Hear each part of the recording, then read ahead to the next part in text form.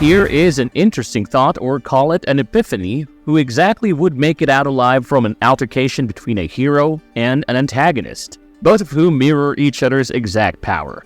Equally powerful, equally sinister, and equally malevolent, almost like how Tony Stark's showdown went with Obadiah Stane, only this time the bonus edition of the Space Beetle tech is involved. With the release of the new Blue Beetle film, DCU has finally managed to give us the first ever Mexican superhero to hit the big screen. Plus, this guy is not your usual superhero with an emo personality where his very existence is a brooding ground. Jaime Reyes has been portrayed in the most gleeful yet poignant manner within the movie. What dragged our attention at the end was Raul Max Trujillo as Lieutenant Carapax, who initially started as a ruthless killer but eventually made out of the film as a misunderstood anti-hero. Fresh villains like Carapax may not be widely known, but that does not stop the guy from taking on the mantle of being indestructible across the comic lore. Now, like in the movie, the comic version of Carapax was also a human prior to his transformation. Believe it or not, this guy actually made his debut in the Blue Beetle issue 6 volume 1, which dates back to 1986, and even then his appearances have been very limited, but there is a possibility of seeing much more of this antagonist in the comics because that's usually how these things turn out with comic book cycles repeating themselves. Now, this guy was solely introduced as a character that would act as a catalyst for Ted Kord's Blue Beetle while being his arch-nemesis, even though the comics does not necessarily give us a disheartening backstory of Carapax like Angel Manuel Soto did in the Blue Beetle movie. Let's find out what is the history of origin of the indestructible Carapax in the Blue Beetle comic lore. So without further ado, let's get right to it. But before we go into our explanation, we have a very small request. If you like our content, please support us by subscribing to our channel. This is a small click for you, but for us, it means a lot. Thank you. Let's begin. I swear! I was down, they see I'm up now, baby. The world is a place to... Who is Carapax? Where did he come from? Because Jaime Reyes has the longest run as the Blue Beetle, people are more familiar with his character, who probably had just one insignificant altercation with Carapax. Conrad Carapax, the comic book version, has always been a recurring villain in the Blue Beetle story arc, especially when it comes to Ted Kord's version of the Blue Beetle. With a layered history that entwines with all the 3 iterations of Blue Beetle, Conrad Carapax was actually a jealous archaeologist who was consumed in a one-sided rivalry with Dan Garrett, the original Blue Beetle. Now, Dan was also an archaeologist who was chosen by the Scarab during one of his expeditions, but unfortunately his life was short-lived. The original Blue Beetle went to the Pago Island where Jarvis Kord, Ted Kord's mad scientist uncle, had constructed a secret inbuilt high-tech facility to devise an army of indestructible cyborg sentinels who would aid him in his quest of dominating the entire world. When Dan tried to put a hold on Jarvis's sinister plans, the latter activated his entire army into a self-destruction mode, killing both of them and leaving the lab in shreds. Now, that's how Ted Kord became the next Blue Beetle to honor his professor's legacy and atone for the sins that his uncle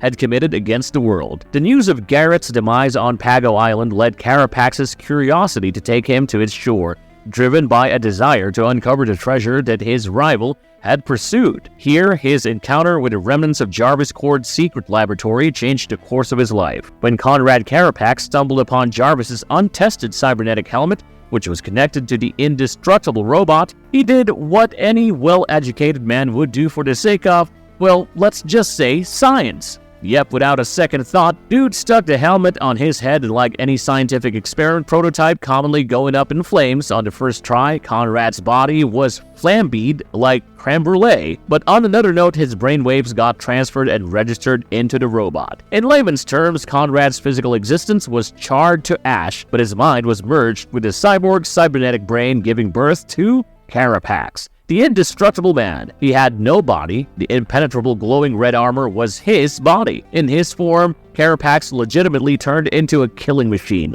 At least, the Blue Beetle Scarab has a human as its primary host. In this case, we are dealing with an unbreakable mad robot smashing and rampaging everything and everyone on his way. One fine example is that of the Chicago cop who took a vacation leave just so he could investigate the super skeptical death of Dan Garrett. This guy went headfirst onto his demise along with a crew on a ship that took him to Pago Islands, who were all brutally annihilated by the mad robot. As the ship drowned, Carapax sank along with it to the bottom of the Atlantic Ocean, as a courtesy of the second Blue Beetle, Ted Kord. But naturally, he did not die and instead became Kord's primary rival throughout his entire comic run.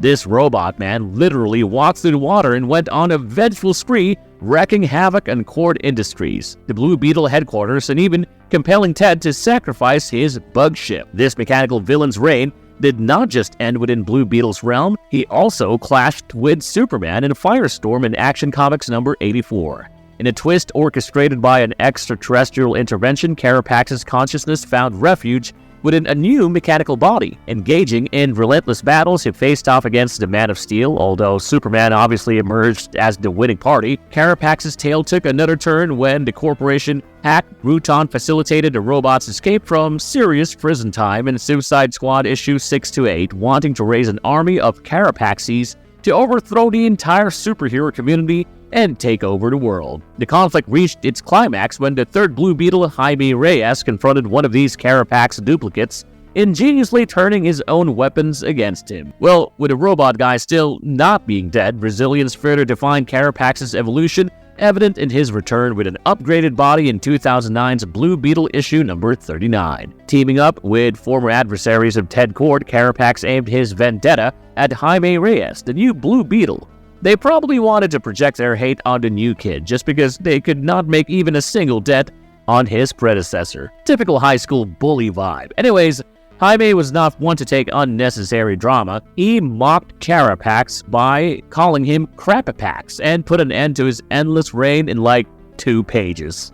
Marvelous storyline of the indestructible Carapax in the recent Blue Beetle 2023. Well, firstly, brace yourselves for some juicy spoilers from the new Blue Beetle movie, and now that you guys have been warned, for the ones who have seen the movie, how damn heavy was that Carapax ending, huh? I mean, the guy was literally introduced as a merciless killing machine with an army background. First things first, in the movie, Carapax is introduced as Ignacio Carapax instead of his comic book persona Conrad, the evil archaeologist. Generally, in the movie, we see him with a cybernetically enhanced arm and leg, who owes it all to the great Victoria Kord, the CEO of Kord Industries, which was once run by Ted Kord.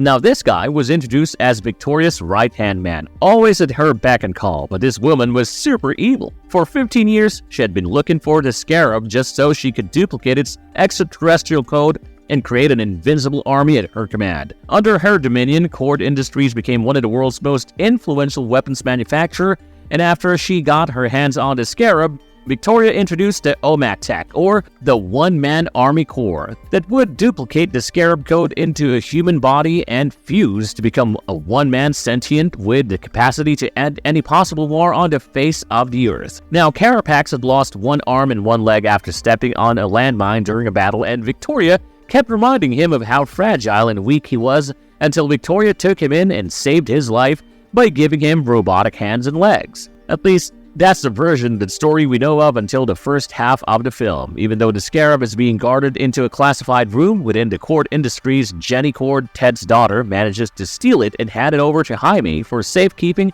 until she can come up with a better plan. Well, let's just say things did not pan out exactly how they wanted, and the Scarab stuck itself to Jaime's spine, choosing him as the world's next Blue Beetle. The stolen Scarab propels them into the spotlight, catching the attention of Kord Industries CEO Victoria Kord, along with her enforcer, Lieutenant Ignacio Carapax, who tries to get the Scarab back from Jaime, revealing that he had spent 15 years going through several enhancements so that he could make himself eligible for the Scarab's power for Victoria to lead her army. This is when we first see the gigantic glowing red armored suit of Carapax in the movie, which he activates by pushing on a switch on his spine attached upon his cybernetic tendrils, paving way for the exoskeleton suit to take over, much like that of the Scarab. Anyways, he was out for blood, but Jaime got out of the situation just in time. Now, in another attack launched by Kord, Jaime's father loses his life and finds himself uncovering the intricate history of the Blue Beetle legacy. On the other hand, Victoria and Carapax scheme to kidnap Jaime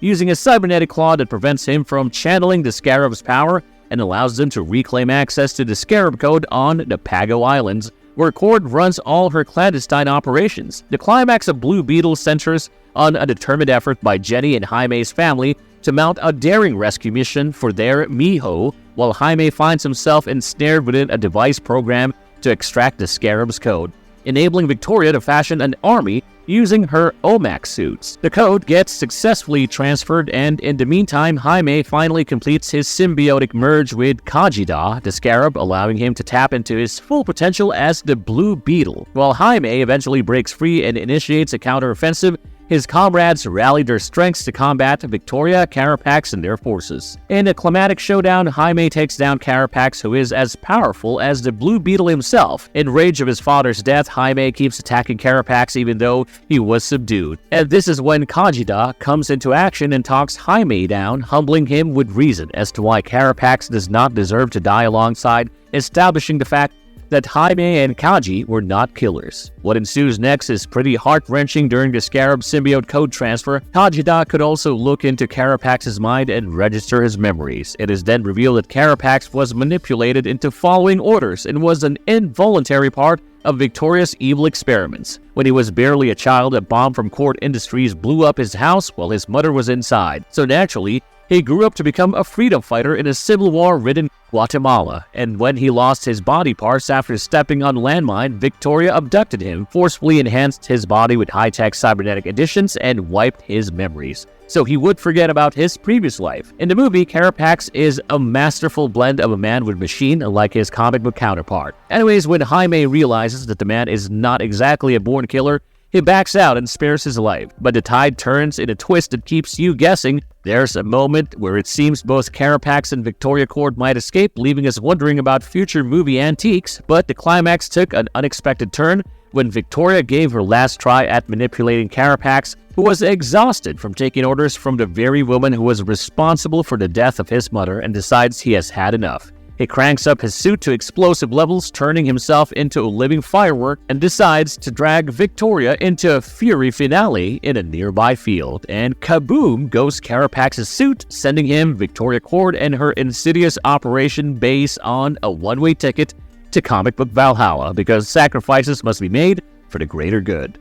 Overall, the portrayal of Carapax by Raul Trujillo truly holds promise. Carapax's transformation into a melded entity of a man and machine, coupled with his relentless pursuit of vengeance, underscores his threat to the young hero, Jaime Reyes. Trujillo's menacing performance and Carapax's intricate backstory are set to deliver a clash of titans that will resonate with those who have not yet seen the film.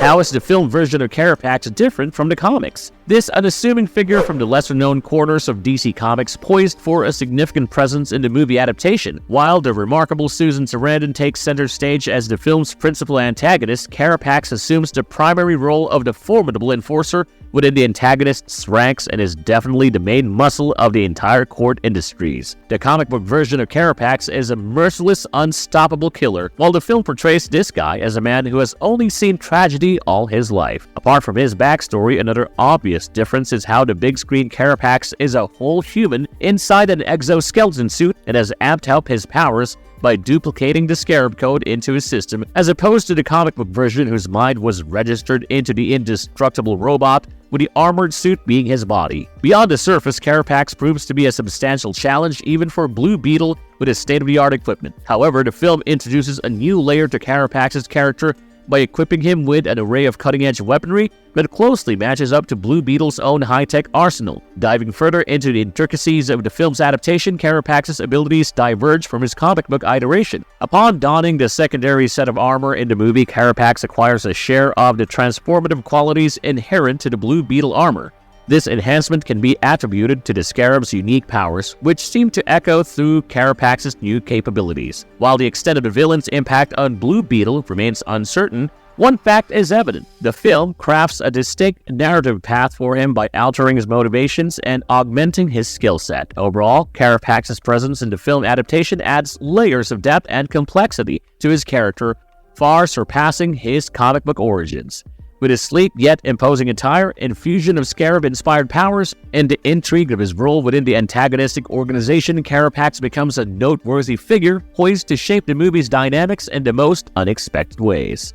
How powerful is Carapax? Carapax, revered as the Indestructible Man, wears his moniker as a fitting title given his seemingly unyielding resistance to the forces of physical harm. During his initial clash with Ted Kord in the comics, Carapax weathered multiple potent blasts only to plunge into the depths of the Atlantic Ocean. Remarkably, he emerged from his aquatic abyss unscathed, enduring the crushing pressure that such a journey entails. Months off traversing the ocean floor definitely affirmed Carapax's tenacity before he resurfaced back with vengeance in mind. Carapax's powers are refreshingly straightforward, brimming with immense strength. He stands as an invulnerable force coupled with a remarkable knack for survival. Ted Kord's strategic move, employing his bug ship as a high-speed projectile, succeeded in briefly incapacitating Carapax, detonating the explosive encounter at a mind-boggling 1,000 miles per hour. However, as history would have it, the Indestructible Man's resilience was on full display as he rapidly pieced himself back together.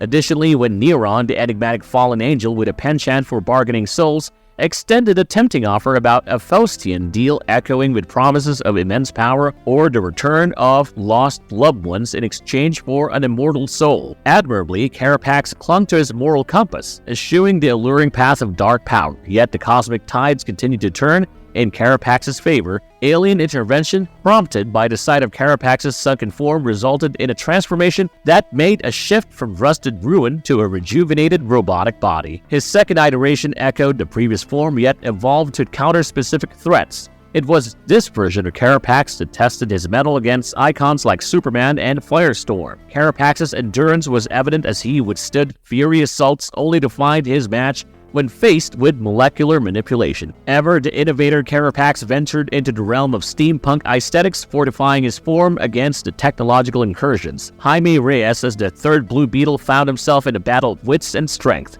culminating in the strategic redirection of Carapax's potent missiles. Throughout these trials, Carapax's mastery over weaponry continually expanded, yet his true might remained enshrined in his unyielding mechanical vessel. In the comics, Conrad Carapax's remarkable abilities stem from his impervious robotic form, giving him unparalleled superhuman strength and enduring resilience. His might spans the capability to dismantle structures and effortlessly hoist monumental debris. In a page of Action Comics number 841, Carapax's astounding energy absorption is unveiled, converting Superman's blazing heat vision into a powerful energy source. While these facets have illuminated Carapax's comic book persona, the cinematic rendition of Blue Beetle reimagines his character to mirror the exact powers of the Blue Beetle himself. He can devise any weapons he can think of, absorb energy, shoot out massive blasts, and definitely throw a killer punch.